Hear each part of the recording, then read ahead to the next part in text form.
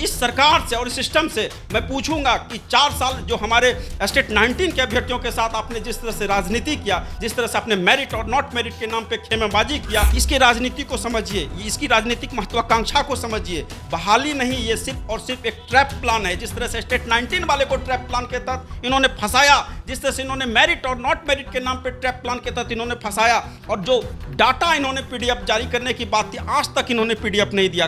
कई सारे ऐसे कोर्ट हैं जो कोर्ट केस में लंबित हैं। फाइनल डिसीजन के फ्लोर पे था, इन्होंने तुगलकी फरमान के तौर पे इसलिए कि ताकि ये कह सके कि हम बेस्ट मॉडल, और 6 महीने में आपको क्या लगता है कि इलेक्शन के मिड पे या बहाली कर देंगे?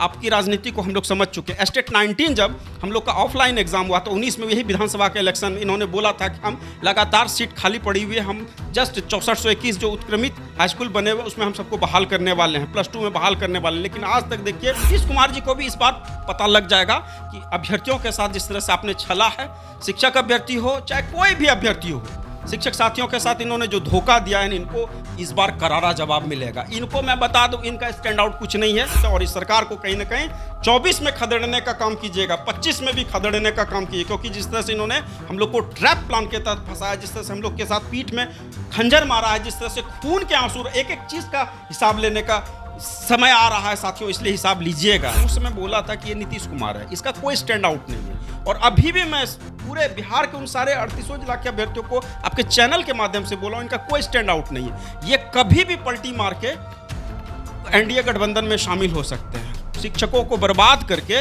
ये अपना कुर्सी को कहीं के बचाने में लगे हुए। ये मैं इसलिए क्या बोल रहा हूं, इनका पूरा राजनीतिक करियर आप देख लीजिए।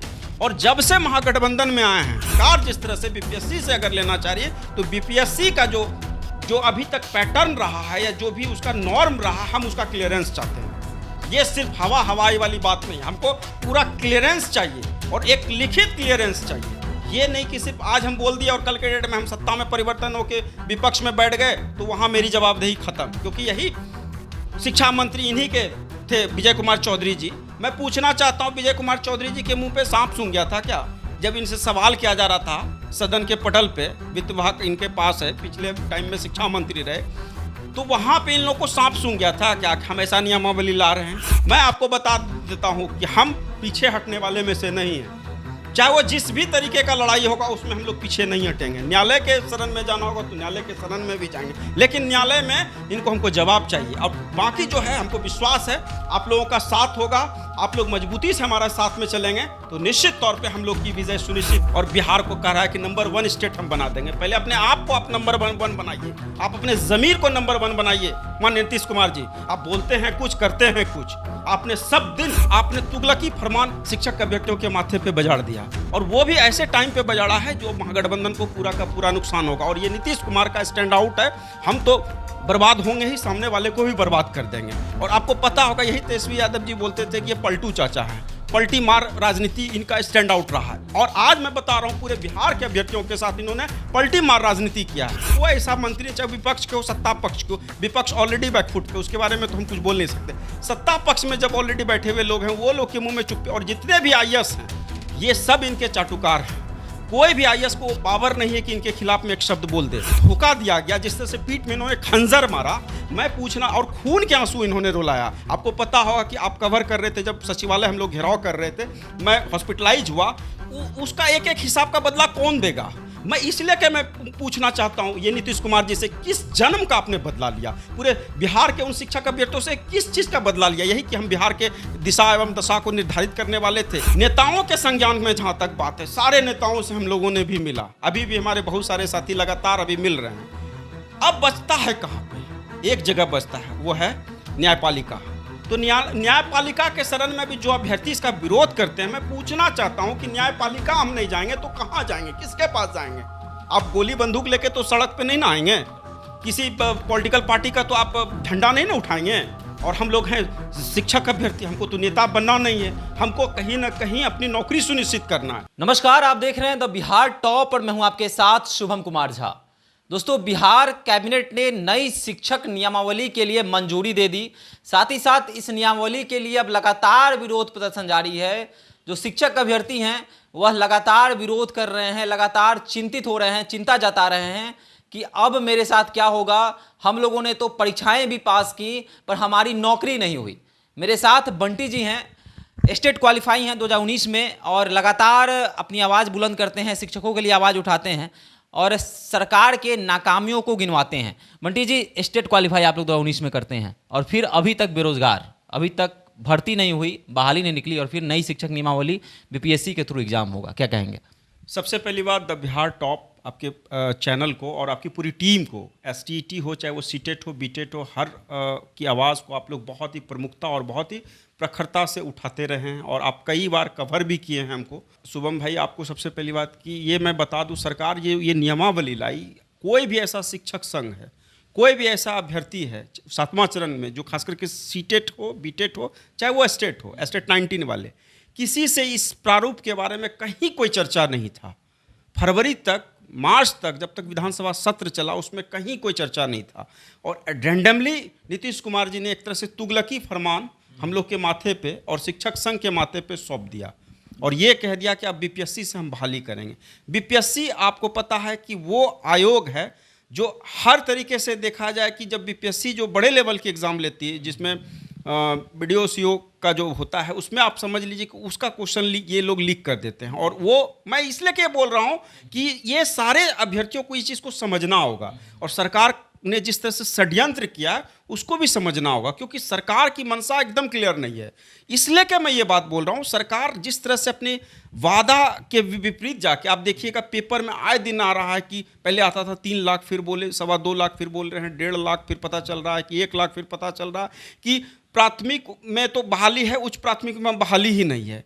माध्यमिक का तो एकदम सीमित कर दिया, 33,000 कुछ समथिंग दे रहे हैं और +2 में भी स्थिति है, उसमें ऑलरेडी लड़के ही नहीं हैं तो उसमें लार्ज पैमाने पे 55,000 के लमसम में अप्रॉक्स बता रहे हैं। तो आखिर मैं पूछना चाहता हूँ कि सरकार का क्या स्टैंड आउट है। और सबसे बड़ी बात मैं आपको बोला करता था, आपको याद होगा कि गांधी मैदान के सामने मैंने इंटरव्यू दिया था, आप उस समय किसी और चैनल में थे लेकिन आप कवर किए हुए थे, तो उस समय बोला था कि ये नीतीश कुमार है, इसका कोई स्टैंड आउट नहीं है। और अभी भी मैं पूरे बिहार के उन सारे 38 जिला के अभ्यर्थियों को आपके चैनल के माध्यम से बोला हूं, इनका कोई स्टैंड आउट नहीं है। ये कभी भी पलटी मार के एनडीए गठबंधन में शामिल हो सकते हैं। शिक्षकों को बर्बाद करके ये अपना कुर्सी को कहीं के बचाने में लगे हुए हैं। ये मैं इसलिए क्या बोल रहा हूं, इनका पूरा राजनीतिक करियर आप देख लीजिए। और जब से महागठबंधन में आए हैं, 9 महीने होने को चला, मैं पूछता हूं कि तेजस्वी यादव जी जो बोले थे कि हम 10 लाख अपने कलम से देंगे नौकरी, मैं पूछना चाहता हूं कोई भी ऐसा बहाली, चाहे वो बिहार एसएससी हो या शिक्षक बहाली हो या दरोगा का हो या बिहार पुलिस का हो या अमीन का हो या कोई XYZ का हो, कोई भी ऐसा बहाली का नोटिफिकेशन आया? क्यों नहीं आया? क्या इसके पीछे से रीजंस? और मैं नीतीश कुमार जी से मैं बोल रहा हूँ, जो नीतीश कुमार जदयू का कभी झंडा जिनके तले नीचे में जो इनके सीनियर प्रायोरिटी पर्सन थे, चाहे वो जॉर्ज फर्नांडिस हों, चाहे वो हमारे शरद यादव जी हों, अभी रिसेंट उदाहरण आप देखिए RCP सिंह, उपेंद्र कुशवाहा, जबकि अपनी रालोसपा पार्टी को ड्रॉप करके इनके साथ आए थे, इन्होंने किसी को छोड़ा है?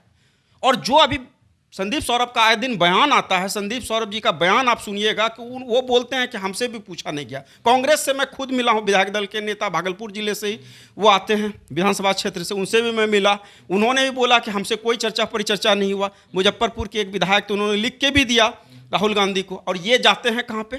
राहुल गांधी से मिलने, प्रधानमंत्री के कैडर के तौर पे ये कहाँ जाते हैं? यूपी जाते हैं, किनसे मिलते हैं? अखिलेश यादव से। ये जाते हैं पश्चिम बंगाल। भाई वो लोग के साथ जो आप जाते हैं, कभी आपने बिहार के उन छात्राओं से मिला? आपने कभी जवाब तलब किया? कभी इस बात को चर्चा में लाया? आपने तुगलकी फरमान शिक्षक अभ्यर्थियों के माथे पे बजाड़ दिया, और वो भी ऐसे टाइम पे बजाड़ा है जो महागठबंधन को पूरा का पूरा नुकसान होगा। और ये नीतीश कुमार का स्टैंड आउट है, हम तो बर्बाद होंगे ही, सामने वाले को भी बर्बाद कर देंगे। और आपको पता होगा, यही तेजस्वी यादव जी बोलते थे कि ये पलटू चाचा हैं, पलटी मार राजनीति इनका स्टैंड आउट रहा है। और आज मैं बता रहा हूं, पूरे बिहार के अभ्यर्थियों के साथ इन्होंने पलटी मार राजनीति किया है। इसलिए कि मैं बोल रहा हूं, बिहार के उन सारे अभ्यर्थियों को इस बात को समझना होगा जो हमारे प्राथमिक के और उच्च प्राथमिक के भी अभ्यर्थी थे। आज उनके साथ भी देखिए कितना बड़ा इन्होंने ट्रेजेडी किया। सुपर टेट के नाम पे जो खेल खेला, आज देखिए उनको कहीं के लायक नहीं छोड़ा। अब एक सुप्रीम कोर्ट में एक मामला चल रहा है, डीएलएड वाले की तरफ से वो मामला लंबित है, एकदम लास्ट पोजीशन पे है। कभी भी बीएड वाले को बाहर किया जा सकता है, तो बचेगा क्या? 6 to 8 में सीट कितना? 1745, वो भी किसके लिए? फिजिकल हैंडीकैप्ड वाले के लिए। तो स्पेशल प्रोविजन में आप फिर कहाँ पे रह जाते हैं? आप जो 4 साल से आंदोलन हम लोग के साथ मिलके, आप लोग भी डाक बंगला चौराहा हो, चाहे वो गर्दनी बाग का धरना स्थल हो, चाहे वो हाई कोर्ट हो या गांधी मैदान हो, हर जगह पे आप लोग भी प्रोटेस्ट किए। बिहार के 38 जिला में आपने भी प्रोटेस्ट में अपना बढ़ चढ़ के हिस्सा लिया। आप लोग को कहाँ पे इन्होंने छोड़ा? कहीं पे छोड़ा? तो किस नीतीश कुमार और किस शिक्षा मॉडल की हम बात कर रहे हैं? ये कहते हैं best education model. Best education model किसने लाया? यही नीतीश कुमार जी, जो नियोजन की प्रक्रिया प्रारंभ करने वाले थे, यही नीतीश कुमार जी थे। इस नीतीश कुमार ने पूरा शिक्षा व्यवस्था को कहते हैं कि हम बेहतर करने जा रहे हैं, 6 महीने के अंदर में आप बेहतर कर देंगे। और मैं आपको बता दूं, ये नियमावली आने से पहले 60-40 नियमावली अप्रूवल था, फाइनल डिसीजन के फ्लोर पे था। इन्होंने तुगलकी फरमान के तौर पे इसलिए कि ताकि ये कह सके कि हम बेस्ट मॉडल, और 6 महीने में आपको क्या लगता है कि इलेक्शन के मिड पे या बहाली कर देंगे? आपकी राजनीति को हम लोग समझ चुके हैं। स्टेट 19 जब हम लोग का ऑफलाइन एग्जाम हुआ तो 19 में यही विधानसभा के इलेक्शन में इन्होंने बोला था कि हम लगातार सीट खाली पड़ी हुई है, हम जस्ट 6421 जो उत्क्रमित हाई स्कूल बने हुए उसमें हम सबको बहाल करने वाले हैं, +2 में बहाल करने वाले हैं। लेकिन आज तक देखिए इनका सिर्फ पेपरबाजी हुआ, स्टंटबाजी हुआ, बहाली की दिशा में कोई। और मैं आपको बता दूं शुभम भाई, लगातार हमने दर्जनों विधायक को मैंने ज्ञापन दिया, मंत्रियों से मिला, इनसे खुद मैं मिला भागलपुर में जब ये आए थे समाधान यात्रा पे, वहाँ पे मैंने इनसे मिला। तेजस्वी जी से अगस्त माह में पिछले साल हमने मिला।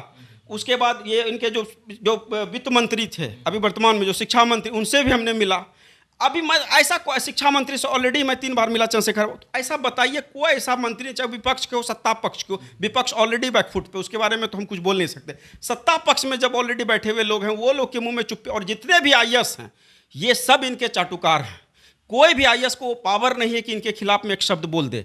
आज अपर मुख्य सचिव दीपक कुमार की मैं बात कर रहा हूं, क्या अपर मुख्य सचिव को ये चीज़ का नहीं कहना चाहिए था कि आप अभ्यर्थियों के साथ गलत कर रहे हैं? लेकिन उनके पास वो पावर नहीं है। सारा फरमान ये नीतीश कुमार जी लेते हैं। तो नीतीश कुमार जी को भी इस बार पता लग जाएगा कि अभ्यर्थियों के साथ जिस तरह से आपने छला है, शिक्षक अभ्यर्थी हो चाहे कोई भी अभ्यर्थी हो, शिक्षक साथियों के साथ इन्होंने जो धोखा दिया है, इनको इस बार करारा जवाब मिलेगा। इनको मैं बता दूं, इनका स्टैंड आउट कुछ नहीं है। कल के डेट में ये एनडीए में फिर शामिल होंगे या कहीं जाके पता चलेगा कोई स्टेट का राज्यपाल बन के बैठे पड़े। मैं आपको बता दूं, और हम लोग जो आए हैं पटना में, क्योंकि देखिए मैं मीडिया में बोलता हूं ज़रूर, और जब मैं बोलता हूं तो बहुत ही प्रमुखता और बहुत ही प्रखरता से रखता हूं अपनी बात। मैं उन सारे अभ्यर्थियों को कहना चाहूँगा, केस तो होगा, और मैं केस इसलिए के करूँगा क्योंकि 4 साल जो एज बाउंड्री लाइन पे ला के मुहाने पे उनको धोखा दिया गया, जिस तरह से पीठ में इन्होंने खंजर मारा, मैं पूछना, और खून के आंसू इन्होंने रुलाया। आपको पता होगा कि आप कवर कर रहे थे जब सचिवालय हम लोग घेराव कर रहे थे, मैं हॉस्पिटलाइज हुआ, उसका एक एक हिसाब का बदला कौन देगा? मैं इसलिए कि मैं पूछना चाहता हूं ये नीतीश कुमार जी से, किस जन्म का आपने बदला लिया? पूरे बिहार के उन शिक्षक अभ्यर्थियों से किस चीज़ का बदला लिया? यही कि हम बिहार के दिशा एवं दशा को निर्धारित करने वाले थे। यही शिक्षक अभ्यर्थी कहीं ना कहीं आने वाले टाइम में बिहार को कहीं के स्वर्णिम अक्षरों में लेके जाने वाले थे। इस चीज़ का आपने बदला लिया। तो मैं आपको बता रहा हूँ कोर्ट केस में इसलिए क्योंकि इस नियमावली को हम लोग वैलिडिटी के तौर पे चैलेंज करेंगे। वैलिडिटी स्टेट 19 जो 19 में लिया गया, अभी हम मिल के भी आए हैं और इसके लेके हम दिशा में बढ़ चुके हैं और हम बढ़ेंगे भी। इसलिए क्या बढ़ेंगे क्योंकि हम लोगों के अधिकार और हनन को जिस तरह से इन्होंने पलटी मार के था, जिस तरह से इन्होंने पलटी मार राजनीति के साथ अपना मतलब मकसद को साधने के लिए, सिर्फ राजनीतिक अपनी मतलब कि क्या कहिए कि तृप्त साधना को साधने के लिए, सत्ता का जो सुख है उनको साधने के लिए इन्होंने पूरे अभ्यर्थियों को कहीं ना कहीं एक अग्नि में तपित कर दिया। और इसलिए कि हम लोग इसको कहीं ना कहीं कोर्ट में चैलेंज करेंगे और माननीय उच्च न्यायालय का जो भी आदेश होगा, अभी हम मिल के आए हैं, सीनियर वकील से भी मिल के आए हैं, उन्होंने बोला है कि आप इसको चैलेंज कीजिए। अभी तक कोई अभ्यर्थी इस दिशा में नहीं बढ़ा, लेकिन मैं बढ़ूंगा। इसलिए क्या बढ़ूंगा क्योंकि इसकी क्या गारंटी है? आज मैं उनसे सारे अभ्यर्थियों से पूछना चाहता हूं, जो ये लोग कहते हैं कि नियमावली बहुत सही है, इसका कोई गारंटी लेगा कि ये नियमावली के आधार पर ये बहाली करवा देंगे? अगर ये नियमावली के आधार पर ये बहाली करवा देंगे तो मैं कहना चाहता हूं कि इस नीतीश कुमार, यही नीतीश कुमार हैं जो अब तक जितना भी नियमावली बनाया गया उस नियमावली को कहीं ना कहीं इनका ऑलरेडी पुराने जो टीचर थे, आपको पता है कि 75,000 जो शिक्षक इन्होंने बहाल किया, उनका फोल्डर गायब है। उनको भी हाई कोर्ट ने फटकार लगाया, 3 महीने के अंदर में बोला अगर नहीं वो क्लियरेंस होता है तो सबको बाहर किया जाएगा। तो किसने किया? यही नीतीश कुमार जी थे। आज नीतीश कुमार जी 7वां चरण के अभ्यर्थियों के साथ सोचते हैं कि हम अपने पाप को धो देंगे और अपना पाप को हम अपने तरीके से क्लियर कर देंगे। मैं आपको बता रहा हूँ, नियोजित टीचर ऑलरेडी जब बहाल थे उनको भी आप इसी में दौड़ा रहे हैं। तो ये लड़ाने की राजनीति नहीं है तो क्या है? चाहे वो प्राथमिक हो, उच्च प्राथमिक हो। उच्च प्राथमिक का तो इन्होंने कहानी ही खत्म कर दिया। और प्राथमिक वाले का भी कहीं ना कहीं जब सुप्रीम कोर्ट में ऑर्डर है डीएलएड केस के अकॉर्डिंग बीएड वाले को वहाँ पे मौका मिलना नहीं, तो फिर वो कहाँ रह जाएंगे। आज कितने हमारी बहनें रो रही हैं, कितने हमारे साथी हमको कॉल करते रहते हैं, डेली हमको कॉल आता है। मैं परेशान हूँ, मैं खुद इतना परेशान हूँ। मैं सोचता हूँ क्या करूँ, किस तरह से मैं उनकी आवाज़ बनूँ। और मैं इन बिहार सरकार को मैं बता रहा हूँ, इस बार 24 के इलेक्शन में इनको पता लग जाएगा, इनकी औकात पता लग जाएगी। नीतीश कुमार जी को पता इसलिए के लग जाएगी, ये जिस तरह से इन्होंने ध्रुवीकरण राजनीति, जिस तरह से गंदा पॉलिटिक्स इन्होंने किया है, इनको पता लगेगा। और एक बात मैं बता दूं, बिहार के उन सारे अभ्यर्थियों से मैं कहना चाहूँगा, आप लोग हिम्मत मत हारिए। तैयारी की जहाँ तक बात है, तैयारी से कोई घबरा नहीं रहा है, लेकिन इसकी राजनीति को समझिए, इसकी राजनीतिक महत्वाकांक्षा को समझिए। बहाली नहीं, ये सिर्फ और सिर्फ एक ट्रैप प्लान है। जिस तरह से स्टेट 19 वाले को ट्रैप प्लान के तहत इन्होंने फंसाया, जिस तरह से इन्होंने मेरिट और नॉट मेरिट के नाम पे ट्रैप प्लान के तहत इन्होंने फंसाया, और जो डाटा इन्होंने पीडीएफ जारी करने की बात थी, आज तक इन्होंने पीडीएफ नहीं दिया। कई सारे ऐसे कोर्ट हैं जो कोर्ट केस में लंबित हैं, इनका डाटा, इनका यही आनंद किशोर, यही रंजीत कुमार आज आ रहे हैं कि हम शिक्षकों की तैयारी करवाएंगे। मैं रंजीत कुमार जी से पूछना चाहता हूं, 26 का जो लेटर इन्होंने जारी किया था, क्या इनके सारे आईएएस इसमें संलिप्त नहीं थे?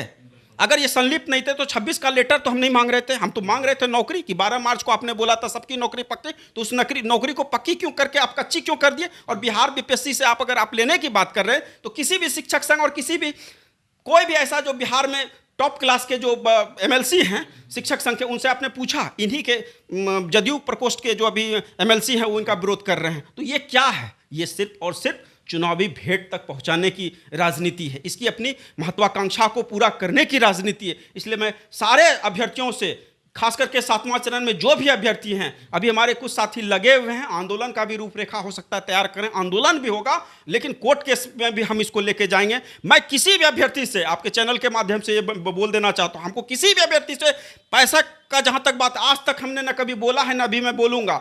अगर हमको कोर्ट केस करना हो रहेगा तो हम अपने दम पे करेंगे, और मैं करूंगा, क्योंकि इस सरकार से और इस सिस्टम से मैं पूछूंगा कि 4 साल जो हमारे स्टेट 19 के अभ्यर्थियों के साथ आपने जिस तरह से राजनीति किया, जिस तरह से आपने मेरिट और नॉट मेरिट के नाम पे खेमेबाजी किया, जिस तरह से आपने बीपीएससी चयन आयोग के माध्यम से आपने ये एक तरह से लोक लुभावना, ये क्या कह लीजिए कि प्रलोभन आप देने का काम किया कि राजकर्मी का दर्जा देंगे, एचआर देंगे, टीएडीए देंगे। और आप देख लीजिए उसका स्केल को, आप देखिएगा तो पता लग जाएगा कि मात्र 25,000, 30,000, 35,000, ये क्या है? ये सिर्फ और सिर्फ चुनावी स्टंट है, और सारे अभ्यर्थी को इस बात को समझना होगा।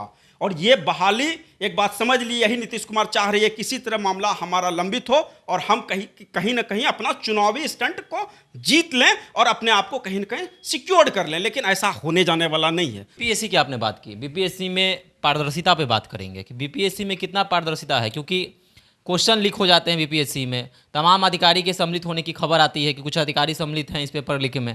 तो बीपीएससी कितनी पारदर्शी हो पाएगी, जो सरकार बात कर रही है, उसको लेकर क्या कहना है आपका? देखिए, अभी आपने जो बात और सवाल रखा, मैं पूछना चाहता हूं, क्या नीतीश कुमार जी को पता नहीं है? कोई भी एग्जाम होता है बिहार के अंदर में, उसको पता नहीं? उनको सब कुछ पता है। सारा सीएमओ ऑफिस से लीक आउट होता है, सारा सीएमओ ऑफिस से सारा कुछ हैंडल होता है। ये कहते हैं कि हमको कुछ पता नहीं है, अनजान बने हुए रहते हैं, एकदम मुस्कुराते रहते हैं। यही रंजीत कुमार थे। इनके आप सुने भी होंगे कि जब ये कोचिंग चला रहे थे तो वहाँ से ये सारा हैंडल हुआ। आज रंजीत कुमार क्यों चला गया गुजरात कैडर, मैं पूछना चाहता हूँ। और ये बना हुआ है मसीहा 7वां चरण अभ्यर्थियों का। बीपीएससी का आए दिन देख रहे हैं कि वो दे रहे हैं कि हम ये सिलेबस होगा, वो सिलेबस होगा। अरे भाई साहब, सबसे पहले बात, आप जिस पद पे हैं उस पद को तो आप काम कर लीजिए, और जिस सिलेबस को आप जारी कर रहे हैं, कभी आप नीतीश कुमार जी से पूछे कि 7वां चरण में जो स्टेट अभ्यर्थी हैं उनके साथ जो धोखा हुआ, आप कभी ये चीज़ पूछे कि 1745 सीट क्यों आ रहा है? आपने तो अपना दुकान चलाने के लिए आपने कहीं ना कहीं एक तरह से शिक्षा माफियाओं के साथ, मैं खुले तौर पे कहूँगा, कहीं ना कहीं शिक्षा माफियाओं के साथ आपका सांठगांठ है, और आप ये एक ट्रैप प्लान कर रहे हैं बिहार सरकार के साथ मिलके। आप गुजरात कैडर में हैं, तो गुजरात कैडर को आप देखिए ना। आप हमको बता दीजिए, 94,000 जो बहाली आई, तो उस बहाली में कितने लोगों का हुआ? उस समय तो ऐसा कुछ नहीं आप प्रावधान लाए हुए थे। यही हाई स्कूल और प्लस 2 का जो 32,000 समथिंग पे सीट पे लड़ा गया, उसमें कितने लोगों का हुआ? उसके साथ तो आपको जो करना था किया। और ये जो 7वां चरण, ये तो फ्रेश बहाली थी, इसमें तो कहीं कोई दिक्कत नहीं था। आपने इस मामला को उलझा दिया, और यही उलझाना था तो 4 साल हमारा जो गोल्डन पीरियड मेरे सारे अभ्यर्थियों का, मेरे बहुत सारे ऐसे शिक्षक अभ्यर्थी थे, वो चाहे वो हमारे जूनियर में जो भी हमारे प्राथमिक, कुछ प्राथमिक के हमारे छोटे भाई बहन थे, उनके साथ आपने जो धोखा दिया वो क्या था? उसका आपने बदला लिया। इसलिए बदला लिया क्योंकि डाक बंगला चौराहे को उन्होंने जाम किया। वो इसलिए कि आपने बदला लिया क्योंकि गर्दनी बाग में आपके खिलाफ, आपके सरकार के खिलाफ में आवाज़ उठाए, तो इसलिए आपने बोला कि बीपीएससी से आप बहाल कर दो। कल के डेट में इसकी क्या गारंटी है? मैं पूछना चाहता हूं बिहार के उन सारे अभ्यर्थियों से, ये सरकार से पूछिए, इसकी क्या गारंटी है कि आज बीपीएससी से कह रही है कि हम आपका एग्जाम लेंगे, एक एग्जाम लेंगे, कल के डेट में ये कहेंगे हम मेंस लेंगे, कल के डेट में फिर ये कहेंगे इंटरव्यू हम लेंगे, और फिर यही सरकार फिर पलटी मार के कहेगी, उस समय हम क्या करेंगे? ये फिर एक नया प्रक्रिया है। अभी इस बात को चर्चा हम कर रहे हैं। हमारे सीनियर जो भी लॉयर हैं, जो हाईकोर्ट में एकदम अच्छे पद पे हैं या अच्छे जगह पे हैं, मैं उनसे पूछा कि सरकार का बता दीजिए, इसका स्टैंड आउट है, ये कल के डेट में फिर पलट जाएगी वहाँ से, और पलटेगी। और मैं आपके चैनल के माध्यम से मैं बता दूँ, 34,500 जो ऑलरेडी बहाली आई थी सुप्रीम कोर्ट के ऑर्डर के दिशा में, वहाँ हमारे एक सिस्टर जॉब में है, अभी भी है, हमारे फैमिली में है, उनकी 6 साल नौकरी अभी बची हुई है। एक हमारे बिहार बीपीएससी में आया हुआ था, पिछला एसएससी का जो बहाली हुआ था, उसमें भी सारे जोन का रिजल्ट हो गया था, पटना जोन का रिजल्ट रुके हुए, वैसा होगा तो हम आपको भेज देंगे पीडीएफ। सारे जोन का रिजल्ट हो गया था, पटना जोन का रिजल्ट रुके हुए था। वो लोग 15 लोग केस फाइल किए हाईकोर्ट में, उसके बाद 2003 में केस फाइल होता है, जाके 2007 में क्लियर होता है, 4 साल के बाद जजमेंट आता है। आज सब लोग आज जॉब में हैं, मेरे भाई ऑलरेडी जॉब में चले गए। तो मैं कैसे मानूं कि माननीय उच्च न्यायालय का आदेश खिलाफ है? माननीय उच्च न्यायालय हमारे साथ इंसाफ नहीं करती। एक हमारे बड़े भाई साहब, इसके एक भाई साहब और भी थे, वो मध्य ग्रामीण बैंक में थे, उनका भी मामला वैसा ही था, उनका पेंशन रुका पड़ा हुआ था, पेंशन नहीं था, मात्र 3600 रुपया मिल रहा था। उनकी पूरी टीम ने सुप्रीम कोर्ट तक गया, उनको 18 में 19 में उनका भी क्लियरेंस हुआ, वो भी ऑलरेडी 42,000 से ऊपर उठा रहे हैं सैलरी। तो हम एक बात बताइए, सड़क तक तो हम आंदोलन किए, मीडिया के माध्यम से जितना हुआ हमारे शिक्षक भाइयों बहनों ने आवाज़ उठाया, आपको पता है, हर तरीके से आवाज़ बुलंद किया। नेताओं के संज्ञान में जहाँ तक बात है, सारे नेताओं से हम लोगों ने भी मिला, अभी भी हमारे बहुत सारे साथी लगातार अभी मिल रहे हैं। अब बचता है कहाँ पे? एक जगह बचता है, वो है न्यायपालिका। तो न्यायपालिका के शरण में भी जो अभ्यर्थी इसका विरोध करते हैं, मैं पूछना चाहता हूँ कि न्यायपालिका हम नहीं जाएंगे तो कहाँ जाएंगे, किसके पास जाएंगे? आप गोली बंदूक लेके तो सड़क पे नहीं ना आएंगे, किसी पॉलिटिकल पार्टी का तो आप झंडा नहीं ना उठाएंगे। और हम लोग हैं शिक्षक अभ्यर्थी, हमको तो नेता बनना नहीं है, हमको कहीं ना कहीं अपनी नौकरी सुनिश्चित करना है। तो नेता भी बनाने का काम कर रहे हैं तो कौन? यही नीतीश कुमार जी कर रहे हैं। इस बात को समझना होगा और इस बात को बहुत ही तार्किक ढंग से समझना होगा। ये इस चीज़ को समझिए, कोई भी बहाली आज के डेट में, जब से इसकी सरकार बनी है, आप इस बात को देखिए, कोई भी बहाली अभी तक क्लियरेंस नहीं है। चाहे वो बिहार एसएससी का मामला हो, दरोगा हो, बिहार पुलिस हो, या कोई भी XYZ हो, शायद शिक्षक का हो, इस बात को समझ ली, ये इनकी लड़ाई है फूट डालो शासन करो वाली। ये अंग्रेज हैं, ये कहीं ना नीतीश कुमार जी को मैं खुली तौर पे बोल रहा हूँ कि ये अंग्रेज हैं। ये जो फरमान जारी कर दिए तो कर दिए, 1 सप्ताह के अंदर में आनन फानन में ये फरमान ये लाए हैं।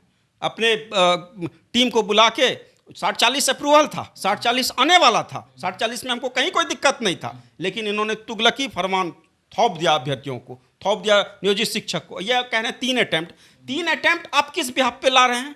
3 अटेम्प्ट अगर आप ला रहे हैं तो आप जब सरकार बनाते हैं तो आपका तो खुद गाइडलाइन नहीं होता है। कभी आप एनडीए में 2 साल, फिर पता चल रहा है कि फिर 2 साल नहीं 3 साल फिर महागठबंधन में, यहाँ से भी पता चलेगा कुछ अनबन हुआ, खटक के फिर उस डाल पे बैठ गए। तो आप क्या हैं? आप तो खुद पलटी मार राजनीति के हिस्सेदार रहे हैं, और कल के डेट में यही तेजस्वी यादव जी को बर्बाद करके कहीं ना कहीं पता चलेगा सत्ता का सुख भोग रहे हैं। और उम्र के इस स्टेज में सारे अभ्यर्थियों जो जिसका एज बाउंड्री लाइन पे है, मैं आज पूछना चाहता हूँ, 10 साल एज रिलैक्सेशन दिया गया एस्टेट 19 में, जिनको कोर्ट के आदेश के बाद 10 साल का एज रिलैक्सेशन दिया गया, वो अभ्यर्थी इसका एज अब लास्ट स्टेज पे आ गया है, वो क्या करेंगे? सीटेट में भी ऐसे बहुत सारे हमारे सीनियर साथी हैं, वो क्या करेंगे? वो न्यायालय में नहीं जाएंगे तो कहाँ जाएंगे?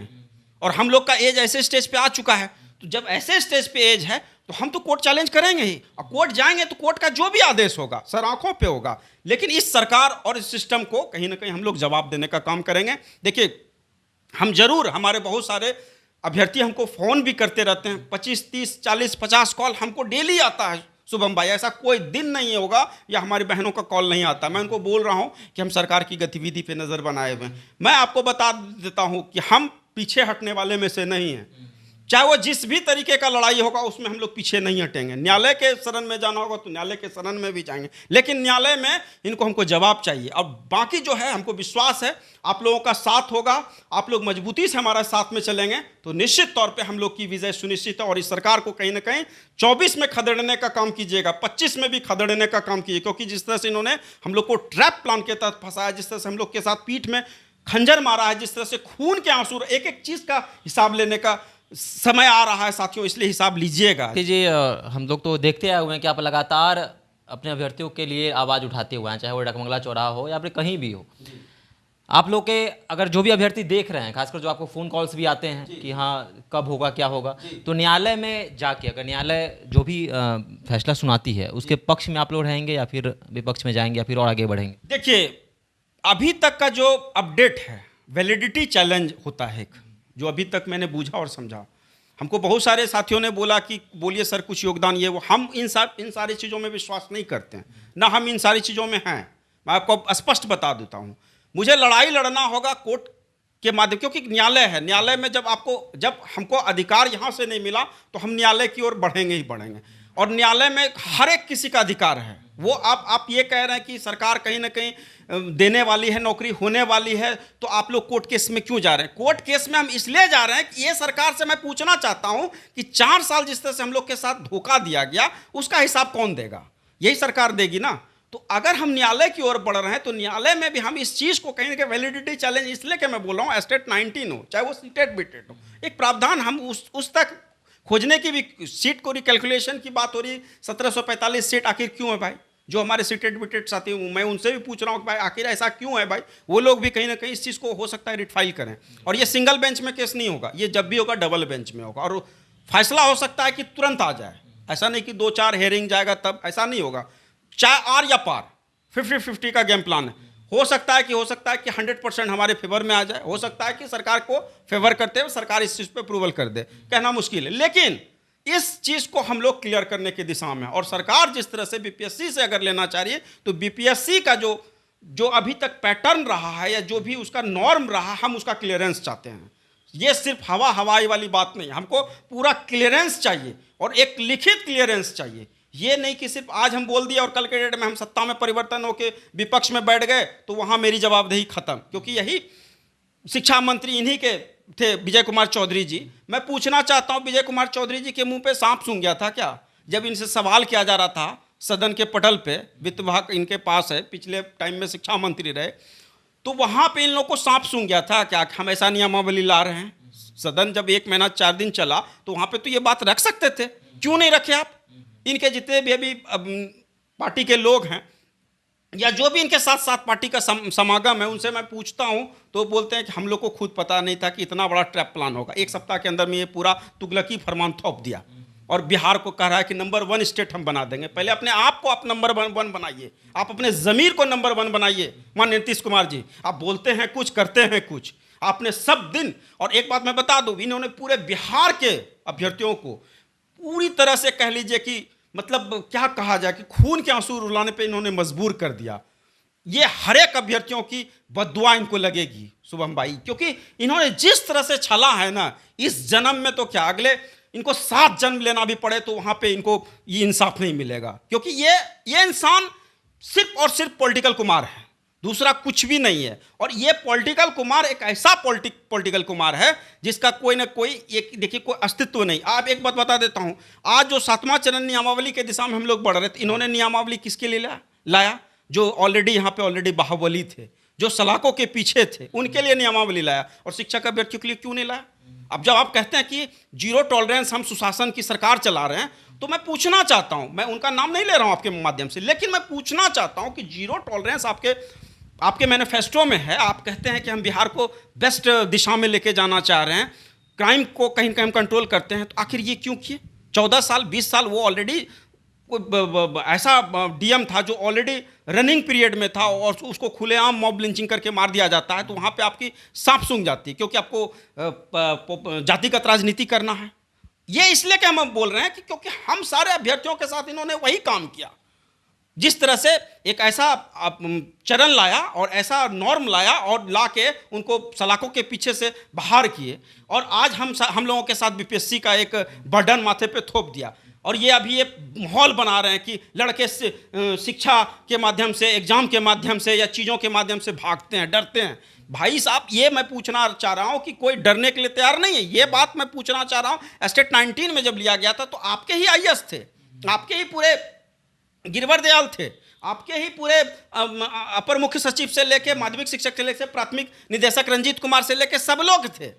तो फिर उन लोगों के साथ जब आपको जवाब देने की बात आती है तो आप चुप्पी साध लेते हैं। आप भी तो साझा प्रेस कॉन्फ्रेंस करके कह सकते थे। आज तक एक प्रेस कॉन्फ्रेंस किए हैं नीतीश कुमार जी से। मैं पूछना चाहता हूं क्यों नहीं आप प्रेस कॉन्फ्रेंस करते हैं? और चीज़ों पे तो आप प्रेस कॉन्फ्रेंस करते हैं, इस बात को तो आप हवाई में बात करते हैं। यही रंगभूमि मेला मैदान में जब ये महागठबंधन का रैली हुआ था तो इन्होंने बोला था, अरे हम बहुत अच्छा कुछ करने जा रहे हैं, अच्छा मॉडल लाने जा रहे हैं। यही मॉडल था आपका। इस नियमावली का मतलब तुगलकी फरमान लाके अभ्यर्थियों को आपस में लड़ा के और कहीं ना कहीं बैकफुट पे लाके बिहार को कहीं ना कहीं बर्बाद करने का एक साजिशन था। तो इस बात को समझिए। और सारे शिक्षक अभ्यर्थियों से भी मैं कहना चाहूँगा कि जब भी रिकॉल हो, जिस तरीके का भी रिकॉल हो, जो लोग लड़ाई लड़ रहे हैं उसके हाथों को आपको मजबूत करना है, इसके षड्यंत्र को समझना है। क्योंकि देखिए ये आज का बात नहीं। और मैं बोला करता था हर एक चैनल में, बहुत सारे मेरे इंटरव्यू, उस इंटरव्यू को गौर कीजिएगा तो उसमें इस बात को समझिएगा। मैं बोला करता था ये लड़ाई बहुत लंबी खींची जाएगी और ये लड़ाई वास्तव में बहुत लंबी है।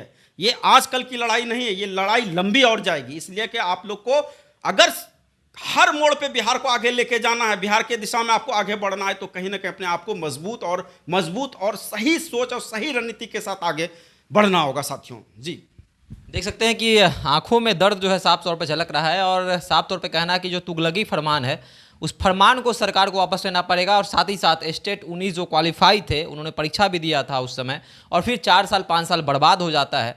बच्चे पूछते हैं कि पापा आपकी जॉब कब होगी, सरकारी नौकरी कब होगी, और लगातार जो है ये 4 साल से लगे हुए थे कि अब हम मेरी बहाली होगी तो अब होगी। तो इस प्रकार जो समय का लॉस हुआ, साथ ही साथ फिर से अब नई शिक्षक नियमावली के तहत परीक्षाएं होंगी, तो इस पर साफ तौर पे जो है जो स्टेट 19 क्वालिफाई जो अभ्यर्थी हैं उनका आक्रोश देखा जा रहा है। तो आप इस विषय में क्या सोचते हैं? साथ ही साथ अगर आप शिक्षक अभ्यर्थी हैं तो आपकी क्या राय है? आप भी अपनी राय कमेंट सेक्शन में डाल सकते हैं। बंटी जी उसका जवाब भी देंगे। साथ ही साथ या शिक्षक नियमावली को वापस लेना चाहिए, और बंटी जी ने साफ तौर पर कहा कि इसको लेकर अब कोर्ट भी जाएंगे और कोर्ट में भी जो है इस चीज़ को रखेंगे। तो आप इस विषय में क्या सोचते हैं? आप हमारे कमेंट सेक्शन में बता सकते हैं। देखते रहे द बिहार टॉप। धन्यवाद।